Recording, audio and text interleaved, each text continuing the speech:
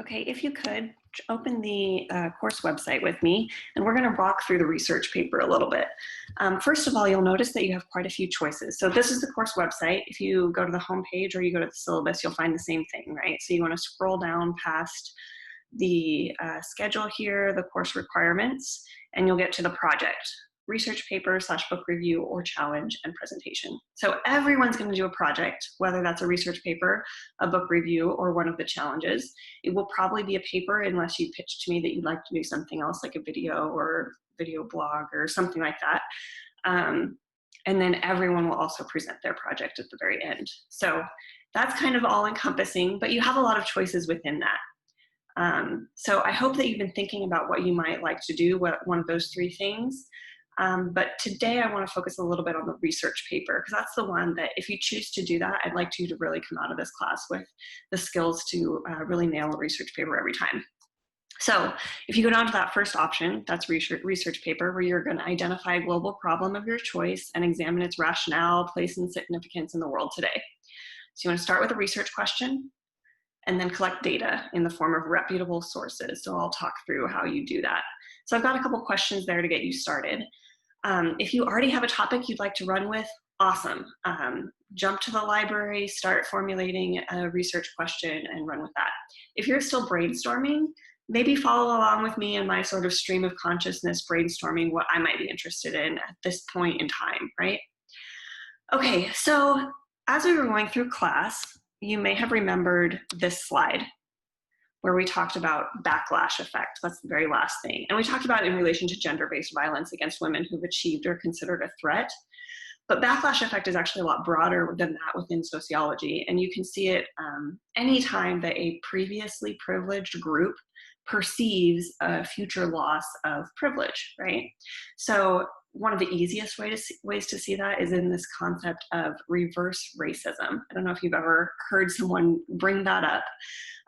But essentially, reverse racism is not a real thing, right? That's not something that happens.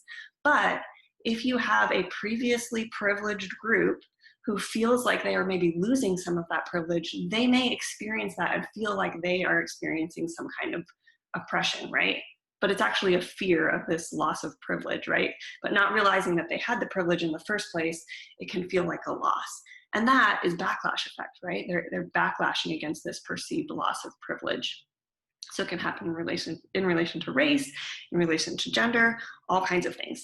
Well, I can tell you that in the last couple of weeks, as I've been watching the Kavanaugh hearings on the news unfold and thinking about them in terms of the Me Too movement, and just how many times sexual assault happens in our culture, but that we don't notice it, right? Because it's not reported. So I've noticed this narrative that has emerged where men in particular have this fear that maybe they will be falsely accused, right? So it takes the language of the Me Too movement and it turns it around and says, no, actually men are the real victims here, right?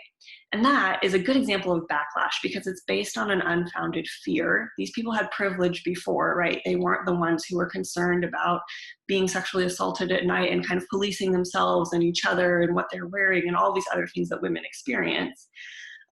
So they perceive that they're going to lose this privilege, right? And it results in this backlash.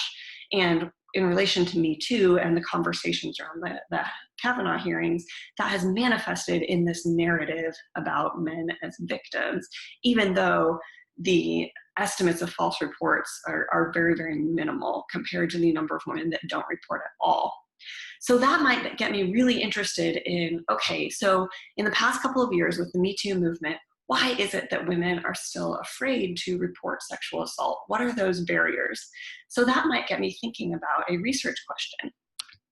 Tarana Burke came to campus recently to talk, and this is a little clip of an interview with her before the Kavanaugh hearing. So she would probably have a lot to say about that, but this is just in relation to Harvey Weinstein.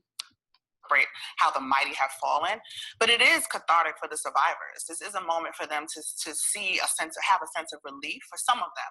There are others who don't feel like it's justice. Right. And there are others who feel a little bit tenuous because it's going to mark the beginning of them having to be dragged through a trial process where his attorneys are going to try their best to diminish them and to make them seem like they were complicit. Right, and that's something I think a lot of people forget about cases of sexual assault, is that the women are at the beginning of their journey, where now people will probe them, people will make them out to be liars. When you look at the Me Too movement, when you started your program, what was your initial goal? Our goal was really to work with Black and brown girls in the South who are survivors of sexual violence to speak healing into their lives, to let them know that healing was possible and let them know that they weren't alone. And it just grew from there. It grew from working with young girls to grown women. We realized, oh, we're survivors of sexual violence, so there's others like us. And it's really been focused on what survivors need to start a healing process. That's really what the heart of our movement has been about. And also working to end sexual violence. And if you look at this world that we live in now, the Me Too movement has become synonymous with men being brought down. Right.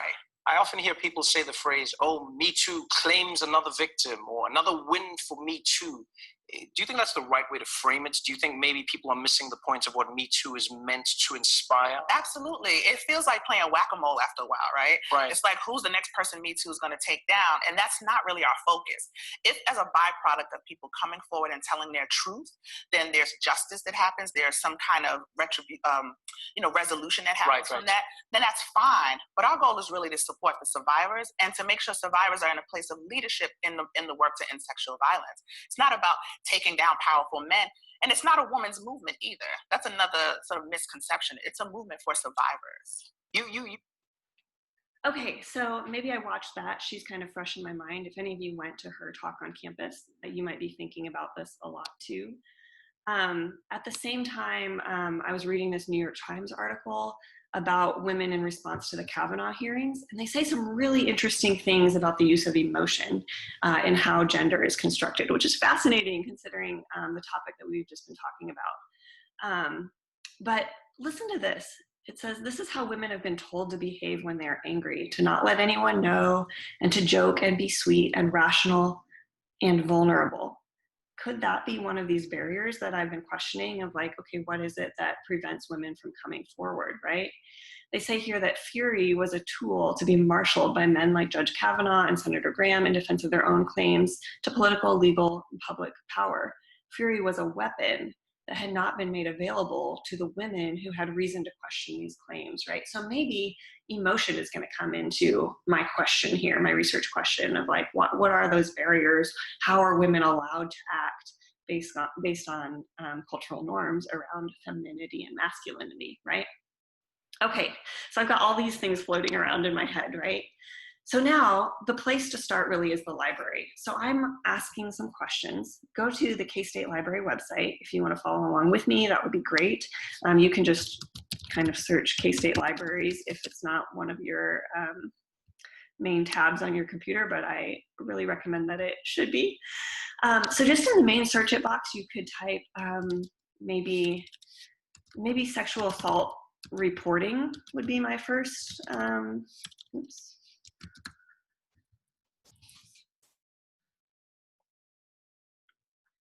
Okay, and the nice thing about the library website is they will tell you when you've got legitimate sources. So remember that for this paper, you only need 5 sources, so they need to be really good ones. So I highly recommend that you go for peer-reviewed sources. That means that they've gone through the rigorous process of passing their research around to make sure that it's replicable. So other people would arrive at the same conclusions that you would, using the same research methods and that kind of thing. That's what peer-reviewed means. That's the kind of qualification to get it published. So I recommend that you use that. And I recommend that you use the social sciences. There can be really great information sometimes in like health journals and in business journals that are peer-reviewed, but they're not going to give you the same kind of depth, right? So they're legitimate sources. It's not that they're going to give you wrong information, but it might be difficult for you to really extrapolate everything that you need for a research paper that has a lot of nuance to it and that's really interesting, right? So sometimes like business journals in general, if they're addressing sexual assault, for example, they might be talking about, oh, here's just some strategies in your business to avoid sexual assault in the workplace, or these are some protocols on how to handle it.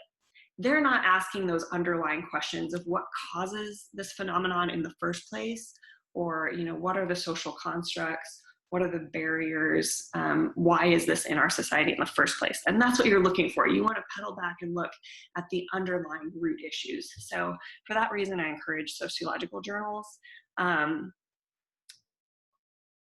or books, right? Sometimes that'll give you the same depth that you're looking for. Okay, so this one really is specific to on campus, Ohio University.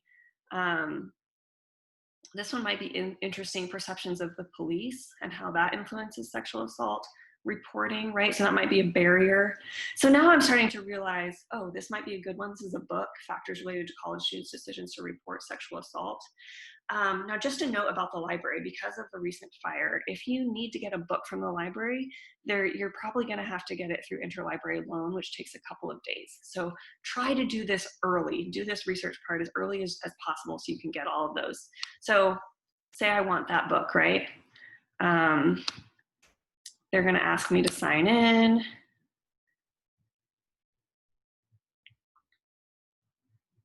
Okay. So there it is. This one is available online, so I don't have to get it through interlibrary loan. So I could get the full text there, but I want to show you guys how to use interlibrary loan. So say I want the actual material, physical book, not the online copy. So I clicked interlibrary loan. It filled out all the information for me about the actual book. All I have to do is choose my location. So if you want to pick it up at the Union, that's the first option there. I usually pick them up in the math and physics library, which is over in Cardwell Hall because it's close to Waters. But wherever you want to pick it up, you choose that, and then you choose the type of material. So I want a book, and you choose the last day you can use it. So maybe October 31st or something. And then all you have to do is submit the request. And they'll send you an email when the book comes in and you can go pick it up. So anyway, just keep that in mind so that you can get all the materials that you need in time. But really all of these sources would be good ones for you. But you may start to like narrow this topic down and say, okay, I'm looking actually at barriers to sexual assault reporting.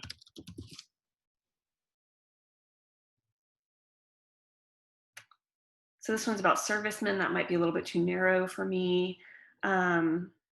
Barriers to reporting sexual assault for women and men perspectives of college students. That one might be a really good one. International students and sexual assault. So all of these would be pretty good sources that I could use. If I was going to use my Tarana Burke interview, that would be possible as well. So if I were to interview her myself, that would be a primary source, right? But I could use that interview from The Daily Show also. I would just need to cite it that way. Okay, so once you've kind of gathered all of your materials, you've maybe skimmed through some of it, the first thing you want to do is establish an explicit research question. And I mean explicit, like say it in your paper with a question mark. This is the question I'm asking. This is really what sets research papers apart from just like an essay where you might have a thesis statement and then you're arguing for something. You're not arguing for anything here. You're asking an open-ended question. So maybe in this case, my open-ended question would be something like, what are the barriers to reporting sexual assault on campus? Or why, in the wake of the Me Too movement, do women still find it difficult to report sexual assault? It might be something along one of those lines. But then as I'm writing my paper, I can always refer back to my question so that I can actually format my paper and have an outline that, you know, each paragraph answers the question in a different way, right? Or a different aspect of the question. Okay, so that's the first thing. You'll want to have your research question. You want to have your 5 reputable sources. And then you want to have in-text citations and a works cited page. So in-text citations, you can use whatever style you're used to. So if you know all about Chicago style or MLA or APA, use that. There's also some guidelines in the syllabus if you scroll down past the paper requirements, or you can find them online or at the library.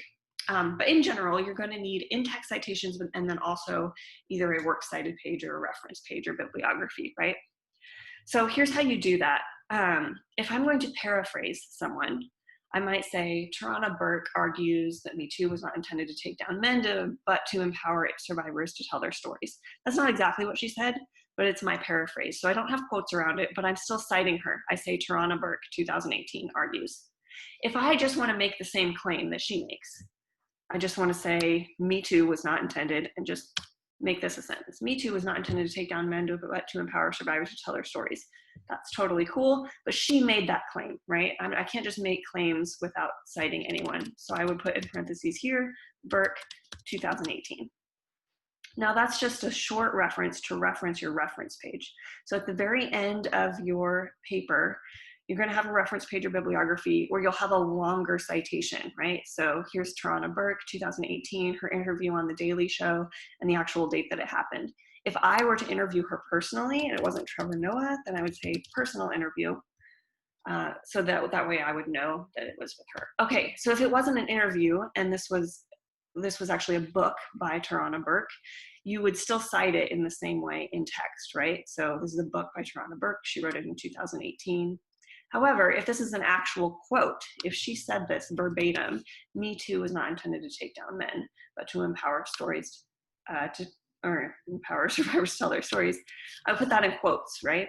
Because that's an actual quote. And then I actually need a page number. This is from the book, so maybe it's page 18. So that's your in-text citation. And then you would have your actual book down here where you have Burke, Tarana, 2018. Then you have the name of the book right here. And then you've got your publisher and your location right there. If it's a journal article, this would be the journal title. Oops. So maybe that's American Sociological Journal or something like that. And then you would have the, not in italics, you would have the actual title of the article right here. Okay, does that make sense? So quotes around it if it's an exact quote, but you can just paraphrase and take out the page number and that works the same too, right? So if you're paraphrasing, you do it that way. Let me know if you have any questions about citations and that kind of thing. Okay, so once you've done all of that, you will need to make sure that you are connecting to global theory. So you're asking those key questions from the class. Who benefits? How are patterns of inequality reproduced? How is it more complicated than it first appears? What are the interrelated parts? And how are we connected to this problem here in Manhattan, Kansas? Again, it's going to be a lot easier to make those connections if you're going from peer-reviewed sociological sources. News sources are fine, especially with something like Me Too, where this is a really new thing. And so, especially if you're going to reference like the Kavanaugh hearings that happened this week, you're probably not going to find peer-reviewed sources on that. So news sources are okay, but you're going to want to connect it to theory. So you're going to also need those peer-reviewed sources to make sense of what you've just read. Make sure that your grammar and syntax are perfect. This is a short paper, so perfection is key, and that's really a skill that you need to leave this class with and take out with you into the world. So I really encourage you to take a rough draft to an editor or to the K-State Writing Center to work on your grammar and syntax as well. And let me know if you have any questions, okay?